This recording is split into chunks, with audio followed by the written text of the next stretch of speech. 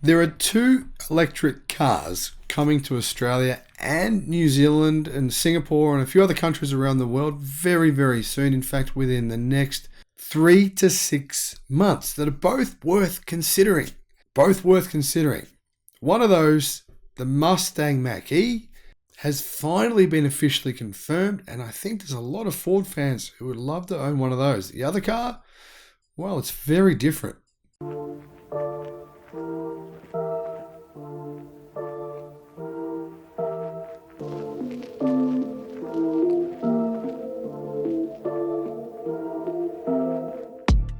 Hello my friends and welcome to the channel. I'm the Electric Viking. Great to see you. You know, I'm excited to see new electric cars coming to me, to my market, to Australia, to my country, to New Zealand, to a bunch of other countries as well. I know the UK now has the Mustang Mach-E, and I'm excited to see more competition. What happens when there's more competition? I'll tell you what happens. China, that's what happens. Look at what's happening in China. EVs are very, very affordable. They cost, most instances, no more than internal combustion engine powered vehicles. That's what happens. That's what will eventually happen all over the world. Saturated markets produce more and more competition, meaning a good thing for consumers. Really good thing for consumers, in fact. These two cars are going to bring more competition. Now, the Mach-E will compete directly with the Tesla Model Y, even though the Mach-E is a little bit bigger. The interior space of both cars is actually almost identical.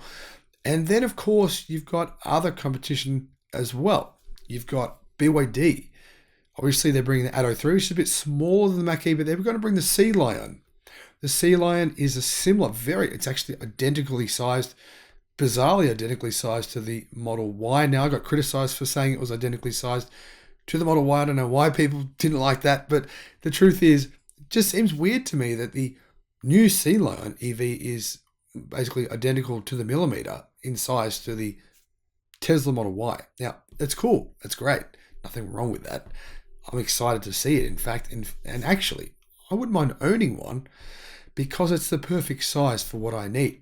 So other than the Mustang Mach-E, which all of you, I'm sure, know the car very, very well. You probably know the details, the specs, $40,000 US in China. That car costs a little bit, tiny bit more than that in the US for the base model, which comes with a 78 kilowatt hour battery and a range of around about 450 kilometers, which is not too bad. It's a bit heavier than the Tesla Model Y, which is one of the reasons why the efficiency of that car isn't quite as good. But hey, it's still a really good car and definitely worth considering.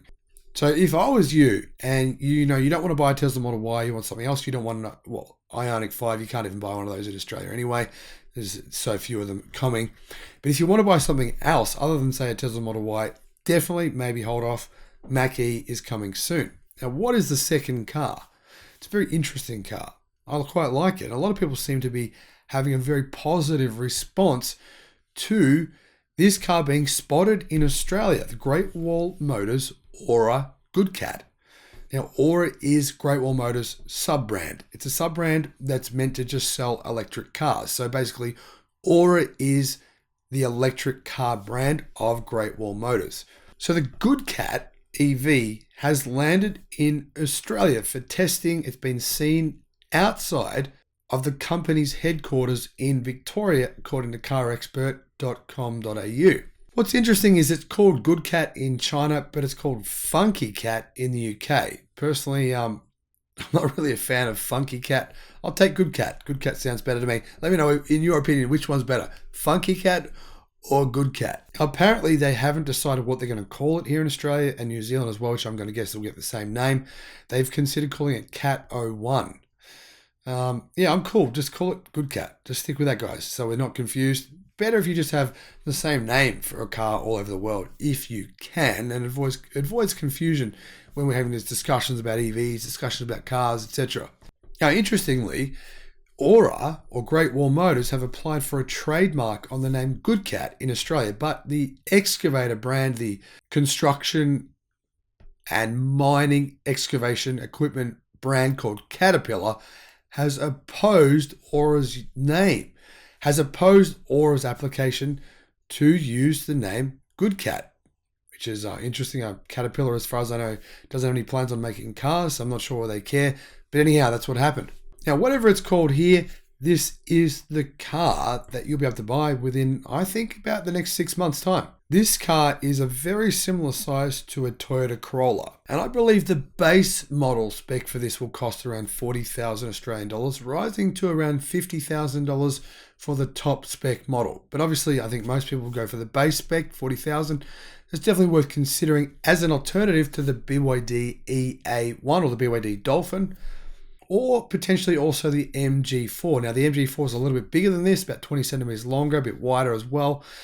So it's worth keeping that in mind. Now, Great Wall said this: our local testing and validation continues. I can confirm we have our first Ora here on the ground to help firm up the business case. So it hasn't been officially announced, but it's pretty clear.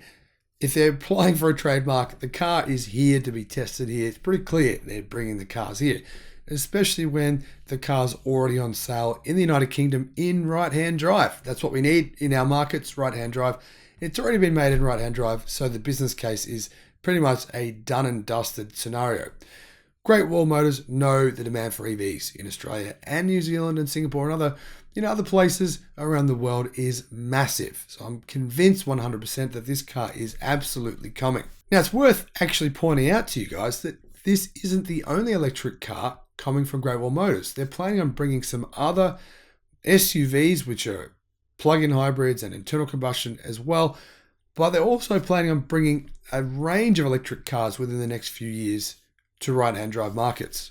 So what battery packs does it come with? Well, it comes with a 48 kilowatt hour pack in the smaller version. Well, it comes with a 48 kilowatt hour pack in the base standard spec variant, and then a bigger 59 kilowatt hour pack in the more expensive variant. Now, the base battery size, 48 kilowatt hour, will give you 310 kilometers of range on the WLTP cycle, while the 59 kilowatt hour battery will give you closer to 450 kilometers of WLTP range. Now, it's powered by a front-mounted electric motor. I should point out that the BYD Dolphin has a rear-mounted motor with 126 kilowatt. Now, it's powered by a front-driven motor, front-wheel drive-driven motor, same as the Dolphin, which will have 126 kilowatt and 250 newton meters of torque. That's good for a 0 to 62 mile per hour sprint of 8.3 seconds. Not exactly speedy, but it's okay. Or 0 to 100, same time, 8.3 seconds. What about charging speed? Well, charging speed is pretty much the same as the Dolphin, 80 kilowatt on DC power. So not exactly speedy.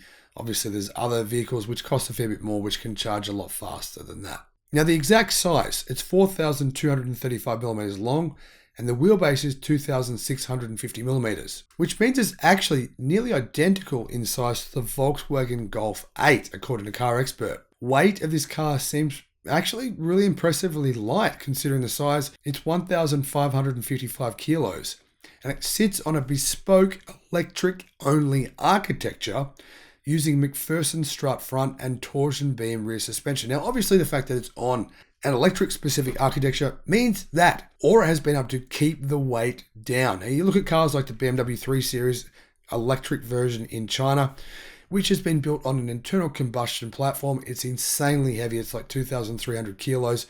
And, the ICE version is about 500 kilos lighter. That's what happens if you build a car on an internal combustion engine platform and try and change it into an electric car. So that's one of the benefits of this car. Weight is really low for an electric vehicle. Now, apparently it has 228 litres of boot space, which expands to 858 litres if you fold down those rear seats. The interior as well. Looking at that interior, I've got to say, I quite like it. It looks nice. Kind of matches the outside. It's understated, it's simple, and in my view, that makes it kind of stylish. Now, this vehicle has launched for you guys in the UK. There's a special first edition model. It's the most expensive model they ever planned to make or sell. That includes adaptive cruise control, lane keep assist, lane centering, traffic jam assist, rear cross traffic assist, LED headlights, power front seats, wireless phone charging, a surround view camera, and a bunch of other things. And that model costs £31,995. Now, if you equate that to Australian dollars, that's 54,000 Australian dollars. Pretty expensive. But cars are more expensive in the UK than pretty much everywhere else right now. For some reason, I don't know why. So when you compare that to other cars and you sort of look at the exchange, it'll turn out to be around $46,000 Australian. but that is the first edition model. Now, Car Expert says that in addition to launching the Ora brand in the UK and Europe, Great Wall Motor also has a 50-50 partnership with BMW in China, and the two car makers are right now building a plant to make electric variants of BMW's Mini brand and Great Wall electric vehicles as well from 2023. Now, for you guys in Europe, outside of the UK, yes, you'll be able to buy one of these very, very soon. Why? Well, Automotive News Europe reported that Great Wall Motors have partnered with European dealer giant Emil Frey to distribute its ORA electric vehicles all over Europe. Now, this is one of the biggest distributors of vehicles in Europe, and Emil Frey actually operates dealers for 28 other brands in Europe. And it also acts as the importer for Toyota, Lexus, and Kia in a number of different markets. In addition to that, they are the distributor of Xpeng electric cars in Europe as well. So, Emil Frey will be distributing Xpeng EVs and ORA EVs all around Europe. What does that mean? Well, you're going to have plenty of choice. You guys in Europe soon. This will be a vehicle that will be on your choice of options within the next 6 months as well, I believe. So the first country that this ORA EV will go on sale in is Germany. After it goes on sale in Germany, they plan on selling them all over Europe. They say intensive talks are underway to rapidly expand across the European continent. Now, I don't know exactly which countries that is. I'm going to go with the Netherlands, Norway, Sweden. They're the kind of markets they're going to go for first. And after that, they'll go for other countries, including France, Switzerland, Austria, Denmark, etc., etc. Now, right here in Australia, Great Wall Motors, parent of the ORA brand, are a factory-backed operation that sell its cars through franchise dealers rather than operating through a third-party distributor. It's the second biggest Chinese car brand here in Australia behind MG, having sold 10,700 cars so far.